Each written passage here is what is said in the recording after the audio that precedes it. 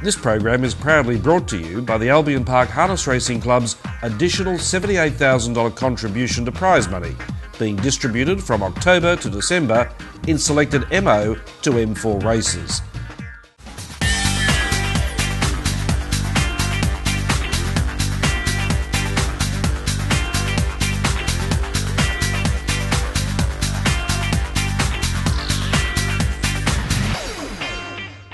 And a very good evening, everyone. Welcome to Blinkers Off on this Monday night. Hope it's been a profitable weekend for you. We've got plenty coming up tonight, lots of news, some highlights from Albion Park, and we continue our look at the success story of Shane Graham and Vicky Rasmussen. Chris Barsby, how are you? Very well, thanks, David. You know I've got something to say, haven't you? Absolutely. You know I've got something to say. Folks, well, the conspiracy theorists are alive and well, and that's the only conclusion I can draw from the J. Crawford Queensland letter to the editor in last week's edition of Trot Guide.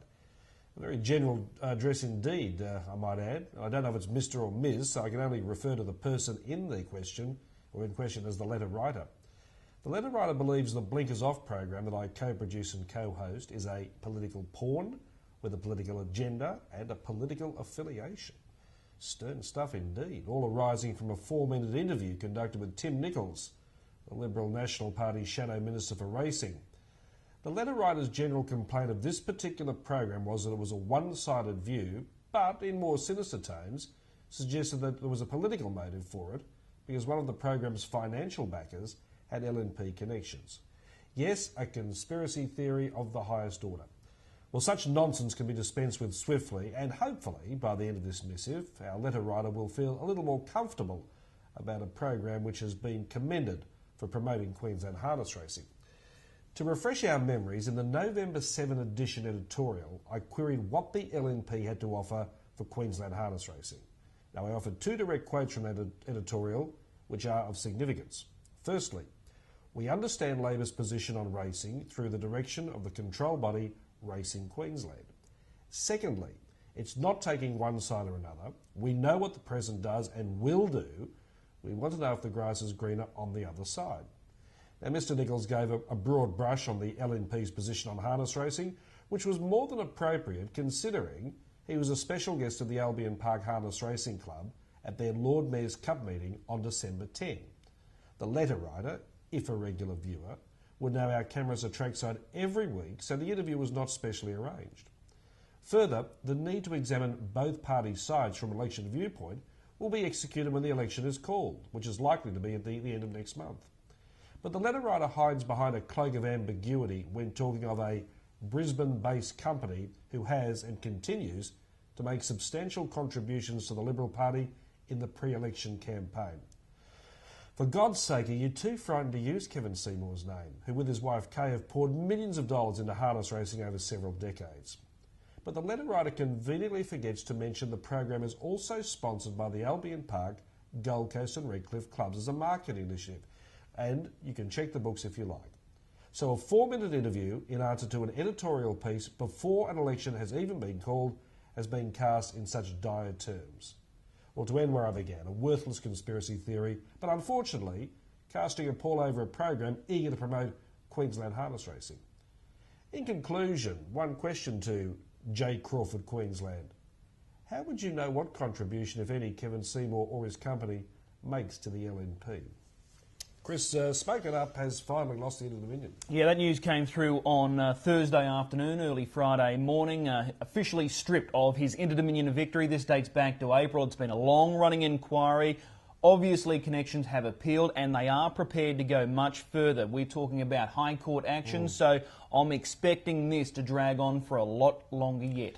It ain't over yet. Forever Gold's coming back from New Zealand. She acquitted herself well. Yeah, performed very well over there. 2 starts, 2 thirds. She actually flies back into Sydney tonight and then she'll come back by road later this week. She'll have a brief let-up before aiming at some further features. Obviously, the Ladyship Mile coming up in the first week of March is going to be the next big target. Okay. I noticed Our White Knight wasn't in the Christmas Cup, and you've got a bit of opinion of this horse. Yeah, well, he was a notable omission. He performed well the previous week in the Lord Mayor's Cup. Probably a fraction disappointing to many, but he just wasn't right, and that's why Brett Cargill, his trainer, pulled the pin on a start in the Christmas Cup. long-range target with our White Knight remains to be the Hunter Cup. So he said it wasn't worth risking him when he knows he's not right. So he's going to freshen him up, get him back to 100% fitness, and then go again for that Hunter Cup campaign. Okay, some names of horses on the comeback trail. Let's go through them. Final Champion. Final Champion's had 2 recent trials. He'll trial again this week, and that will determine whether or not Bill Crosby chases the Intercity Pace coming up in the next fortnight. So this trial is all important. His trial last week, Gary Whittaker stated just so-so. So he needs to be sharp this week. A couple of 3-year-olds, Stand Beside Me. Stand Beside Me, of course, raced well in Sydney in that campaign down there in the Chokin Championship Series. He resumed work on Saturday. Connections are now looking at the Bathurst Carnival coming up in March as their next big target. So we'll wait and see with Stand Beside Me. The Archduchess, she did very well in her juvenile season. Won a Group 1 race, the Nursery Pace. She's set to trial tomorrow. That trial is all important for Graham Seymour because that will determine where he heads with this filly. They are looking at a few features interstate, so it's all important this trial tomorrow. What about Mac Alert? Mac Alert is trialling tonight as we speak at Melton, the Queensland Derby winner from last season. He's doing well for Ian Gurney. Just an update on Ian Gurney and Paul Montgomery along with Anthony Butt. Liz again has a hairline fracture of the knee and is going to be off the racing scene for at least 6 to 8 months. So that's not good news there, and there is a rift in the camp. So we'll follow that story with interest. Okay, from the Dixon stable, Monarch Mac and Martial Law. You want to mention both of those? Monarch Mac just quickly, ready to trial probably next week. Martial Law, he's undergone stem cell treatment because he had a bit of a tendon problem. So he's coming along slowly, so don't expect to see him anytime soon. Murray Sullivan for Cold Mountain on the way back from Sydney. Yeah, it's been a very fruitful campaign for Murray Sullivan in Sydney in recent times, so he's due back this week. It's only going to be brief. They'll recharge the batteries and then they'll head south again. Okay, Bart Coburn is heading north of sorts. Yeah, he's going to branch out on his own. This news came through last week that he's going to end his association with the Grand Dixon stable. He's been there for almost 2 seasons now, but he's going to finish up early next year. It's only a couple of weeks away, and he's going to branch out on his own, training from the family property at Toowoomba. Okay, we wish him well. Pete McMullen, he's appealing against a pretty hefty suspension this week. 4-week suspension incurred at Marburg on December 3, and that appeal will be heard on Thursday.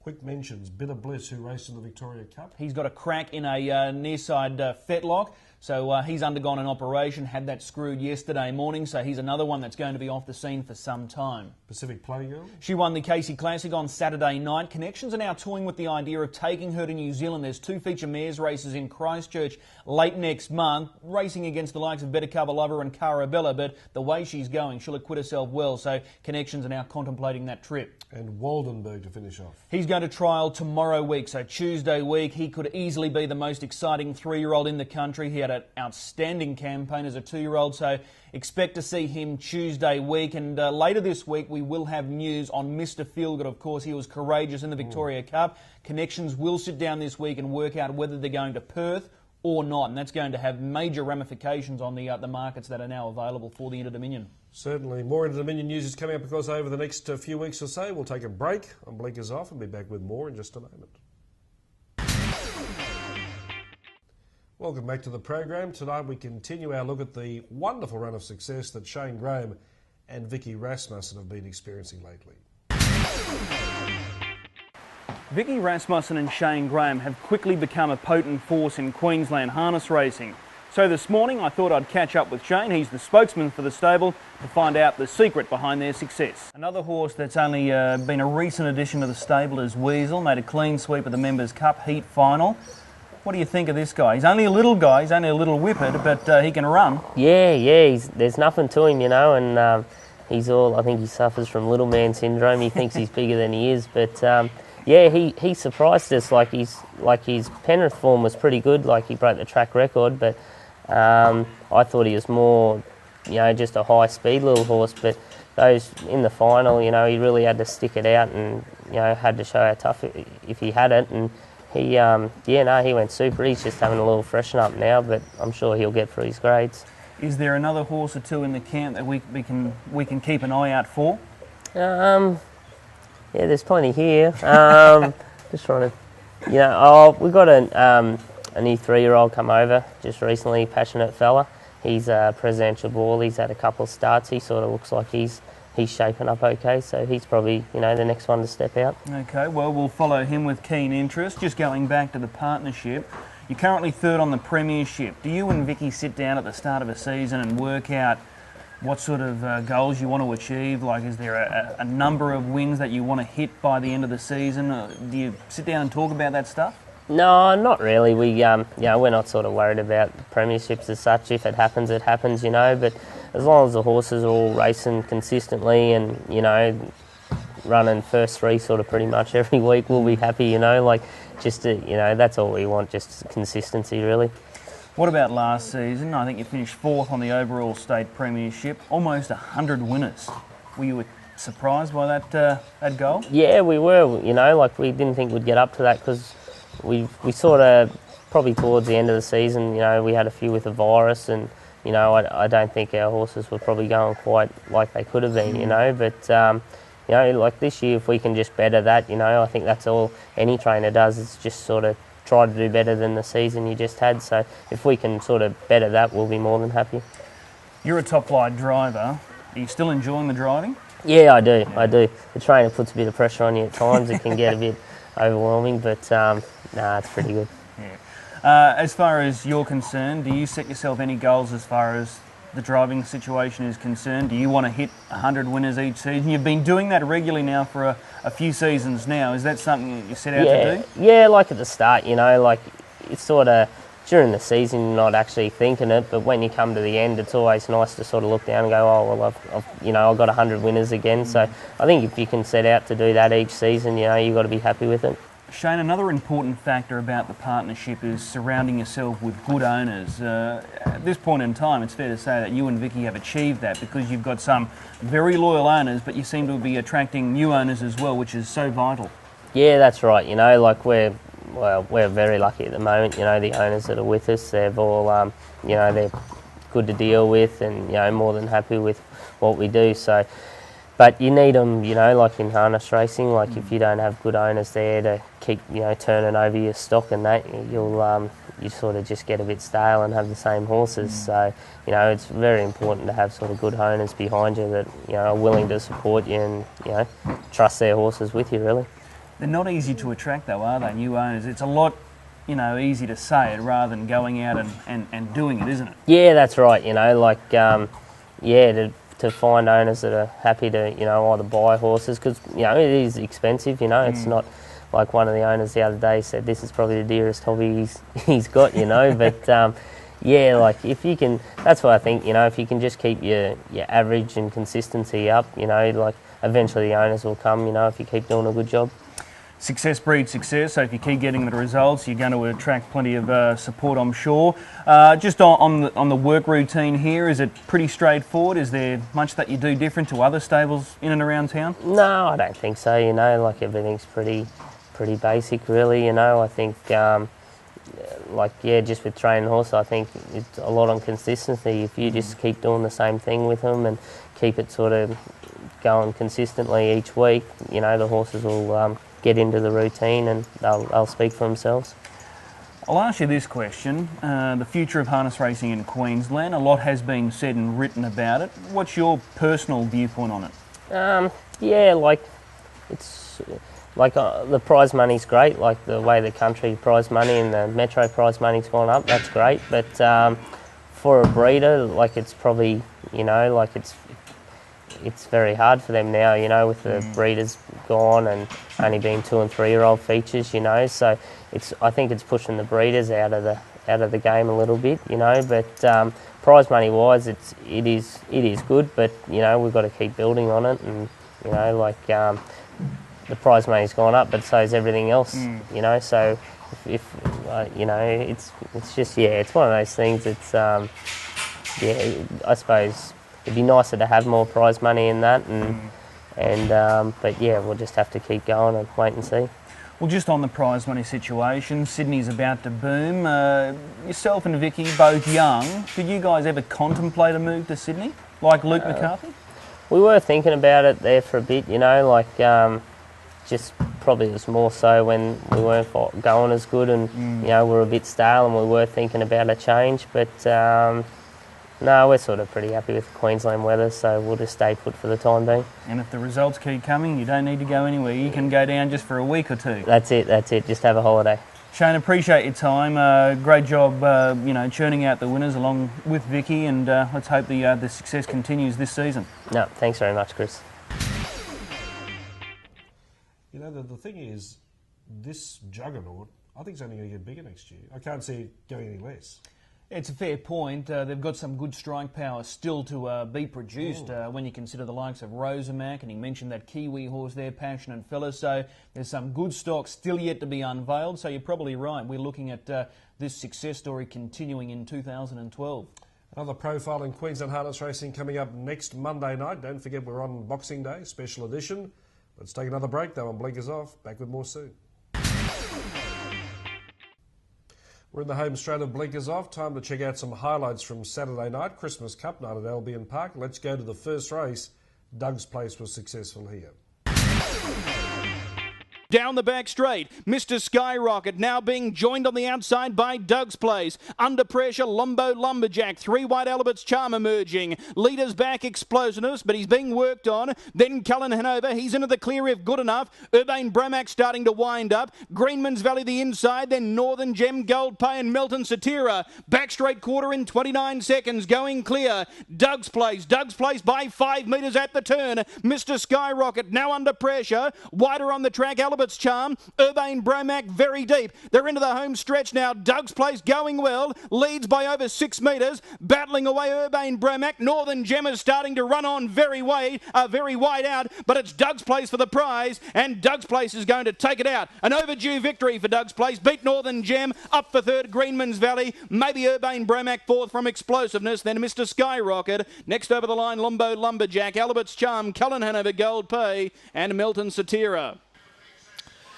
Well, John Davis joins us. John, you've done a tremendous job as the trainer of Doug's Place. He certainly deserved another win tonight at Albion Park. Yes, most certainly. He's been a model of consistency for the last few months, and tonight he just had to get off the fence and he was a big chance, and he did that and did it in pretty good style, I thought. The barrier draw, I suppose, was a worry for you before the race, was it? Yeah, it was a bit concerning, We didn't think that one would hold up, and he was lucky enough to get off the fence early, so, yeah, it was a very good drive.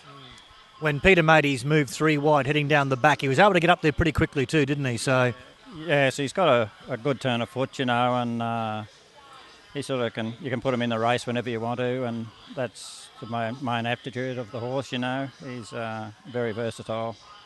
John, his last numerous starts, he's just raced so consistently. He's been finding one to beat him, but they've always run fast time to do it. Yes, he's been beaten heads and necks, going 54. And he hasn't missed a check in the last 15 starts, so you can't complain about that. Now tell us where he came from and how long you had him for. Well, he come up from Paul Fitzpatrick in Sydney. I get a few horses from him from time to time when they reach their mark down there, and I've had him probably about 5 months, 4 to 5 months, He sent up another horse called Rocket BB that raced tonight too, and I think he'll sort of at least win a metro race, But, it's good to get a good connection like that. Prize money-wise, he's done well for you? Yeah, he's won in excess of 40,000 since he come, which is not to be sneezed at, I don't think, I wish some of the others would do the same thing, but they don't. All right, what now for Doug's Place? He seems to handle racing pretty well. Yeah, well, he's had a lot of racing, so we might just give him a couple of weeks off to freshen him up a little bit and go on again, I don't think you need to spell old horses, but just to freshen up will do them the world of good. All right, John, well, it's not easy to keep horses racing so consistently as you've done with this fellow tonight. Congratulations on the win and well done on a wonderful training effort. Yeah, thanks very much. Thank you. Yeah, good to see John Davis win a race with his wife Pam, and can always seem to strike a good ex-Sydney sider, and this is a good case in point. They do an outstanding job with their small team. This guy has been a model of consistency. I think in his past 16 and maybe even 17 starts, he's earned a check. The furthest he's finished back is 4th, so he's been a wonderful money earner since coming north, royally bred being a son of Arts Place, and he keeps doing the job. Well, Lanarkos was back in action on Saturday night. Let's go to the action of his race. Daryl Graham yet to call on Lanacos, still leading 3 metres. Destrayos sticking on gamely. Leaders back, Jagalamon. 3 wide, Riverboat Star, but he starts to stall immediately. In the light of day, the setter. I Am Sam the inside, then Atomic Arc, Artifactor, Ellie Operative, Funny Boy, and our Archangel back straight quarter, 27.9. Now he's starting to open up Lanacos. They're at the turn. He shakes off the challenge of Destrayos. Jagalamon third. Then in the light of day, Lanacos, homeward bound in the Christmas Cup, leads by over 8 metres. Destrayos battles away. Then in the light of day, but Lanacos is back and he goes all of the way first up. Lanacos, too good. Beat Destrayos in the light of day. Fourth, Jagalamon. Wide out Artifactor. Then Ellie Operative, Atomic Arc, Riverboat Star, Funny Boy, I Am Sam, our Archangel towards the tail.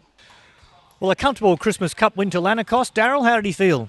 Yeah, he felt quite nice actually. He paced good and everything, so he relaxed nice. So that was the main thing. He was expected to lead. He did. He used his customary gate speed out and fairly easy, comfortable lead time in 2 quarters. But he really buzzed home the last 2. Yeah, he's sort of relaxing very nice in front now. So, and that's what you got to have with these sort of races, especially if you got that good gate speed. You don't want to be burning for the first furlong and then sort of running the next 400. So they've got to relax, and he's not to race that way now. So it's good. Was it difficult to get him prepared first up for a 2,600 metre race? The race sort of wasn't on the radar, but his work in the last probably 2.5 weeks has been quite good. So I just thought if he had drawn good, well, that was a bonus. But if he didn't, well, we could have just sit back in the field and sort of run home, Okay, mate, big plans for 2012. Can you tell us what you're thinking with him at the moment? Yeah, well, we've just got to get through, sort of Christmas at home, and then we'll probably hit the road, I'd say. Victoria is our first stop, Hunter Cup, and then we'll be heading to Perth. So, yeah, the next sort of 3 or 4 months with him and Courageous Annie, they'll sort of be here, there and everywhere. So it's a good thing to have. Hunter Cup standing start. He's qualified now from in a trial, didn't he, Lanacos? Yeah, he's qualified, but he has to have a actual official race. So we've got to sort of find a race somewhere for him. So there's a few standing starts in Melbourne through January, so that might be where we have to go. Okay. Another run in Queensland before you go? What do you think? I don't know. I'll talk to Dean tomorrow and we'll see how he pulls up. And, there might be a standing start here. I don't know, but we'll just, more than likely not. More than likely Melbourne, I'd say. All right, mate. We'll have a good Christmas and all the best Melbourne-wise early next year. Yeah, thanks, mate. I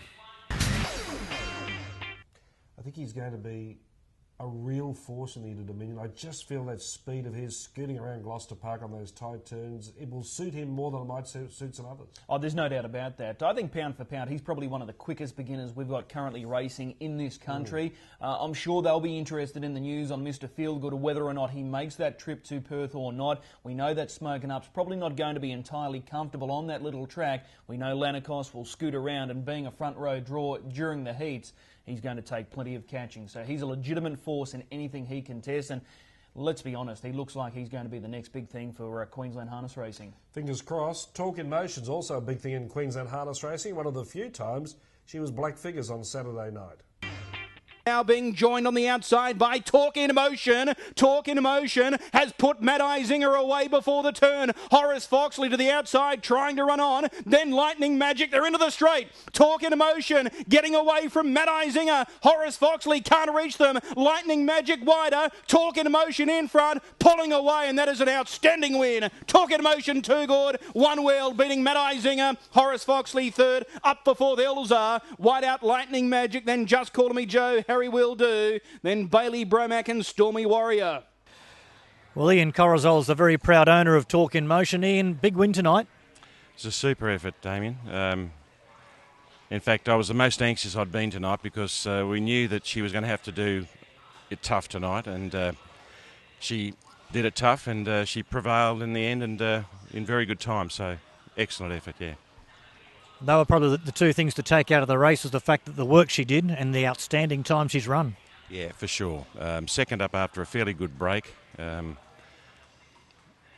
I say, the competition tonight, this was her next big hurdle to face, and she came through. And but I must say, it really was an unnerving time because she really against the better class horses, she's never sat in the death and never had to do that much work. And, you know, we've seen a lot of her out in front and freewheeling and dictating her own tempo. But tonight she toughed it out and did very well. Wonderful record. She's only missed a place once, and that was a fourth in the 4 and 5 year old championship. Now there's got to be some big prizes and big scalps you've got to look forward to maybe in 2012. What are the immediate plans, Ian?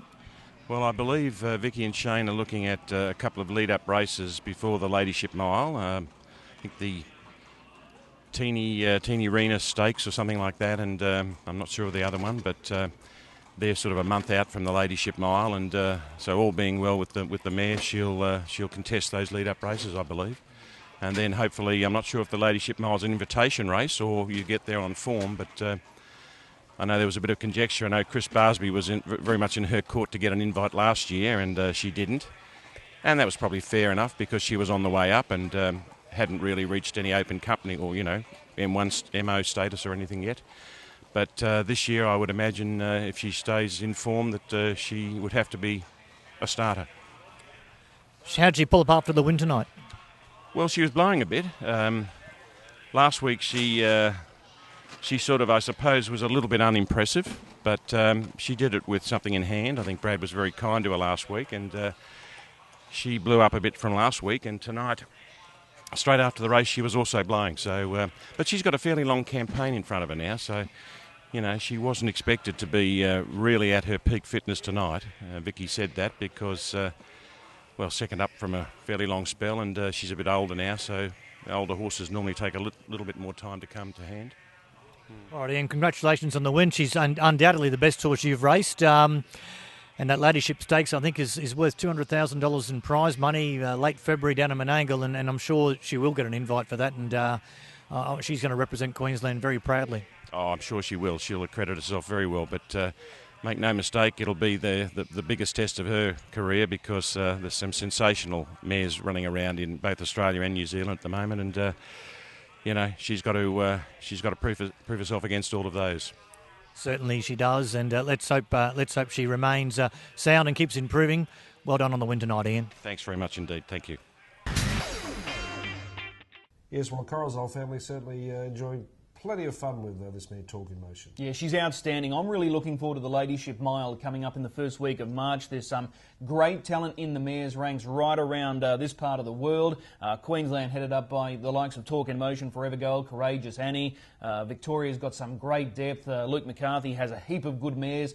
Some are trialling tomorrow, and New Zealand have some good depth. So this Ladyship Mile, which Talk in Motion is being aimed at, is going to be a ripper. Okay, well, Chris, thanks for your time tonight. Thanks, David. Chris Barsby joining us, and of course joins with me and all of the staff here on Blinkers Off to wish you a very Merry Christmas next Sunday. Hope the day is everything you want it to be, and we'll be back next Monday night, Boxing Day night, for a special edition of Blinkers Off. Until then, Merry Christmas. Good night for now.